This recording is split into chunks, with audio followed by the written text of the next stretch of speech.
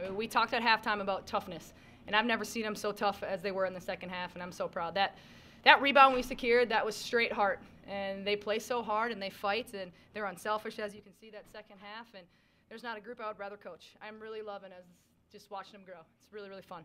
To your point about toughness, 4 or 5 offensive fouls that you drew. Michaela Jens drew 3 of them, I believe. This is sort of becoming an every game occurrence. Have you noticed that too?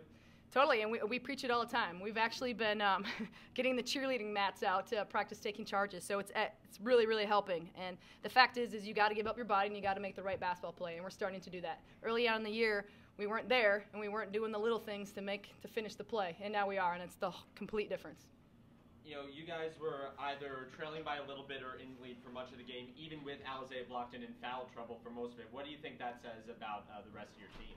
We're deep, and we're picking up for each other, and we're picking up the slack, and nobody cares who gets the credit. Everybody just wants the Marquette W, and everybody's giving themselves up for the team. 4 different players with at least 5 rebounds. Do you think that your team's gotten better, rebounding in terms of individual effort over the last few weeks? Definitely. I mean, Natisha Heidemann had 9 rebounds. That's fantastic for a guard to go in there against their bigs and their size. And, we keep preaching doing the little things, whether it's stepping up to take a charge like we talked about, or boxing out or pushing back. And like I said, early on in the year, we weren't making those plays. And now we are, and now it's showing up. And, we won that game because of our defense. Well, speaking of defense, interesting wrinkle. You guys were playing zone for pretty much the entire game. I believe it was 1-2-2 for a lot of it. Where did that come from, and can we expect to see more of it? Yeah, we've been playing our 3-2 majority, in and out here the second half. Yeah, 3, you're fine. Same thing, pretty much.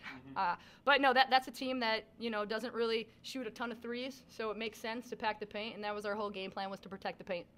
Do we, can we expect to see more of that in the future, or are you looking to go back more towards man for the rest of the We do it game by game. We game plan, and we, watch a lot of film, and I give a lot of credit to my team because they're so locked in our film sessions right now, and they are really learning, and they're retaining the game, and their basketball IQs are going up every day. And finally, since I know you always find something to improve on, what's one thing that needs some work before Seton Hall on Sunday? Seton Hall, transition defense.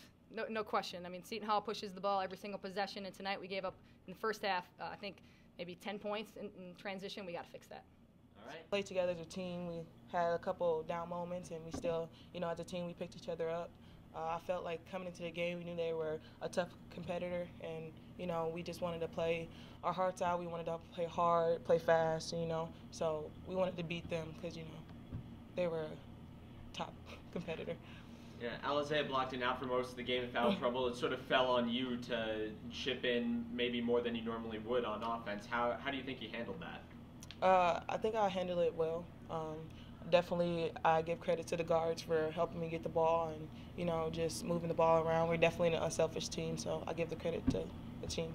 7 rebounds today and 4 offensive rebounds. You lead the team in a pretty wide margin in offensive rebounds. How do you think you're able to corral so many of them? It's definitely just, being aggressive, just going to get the ball, just being fearless. And, Coach always talks about if they shoot it on one side, it's most likely going to go on the other side of the court. So just trying to time the rebound.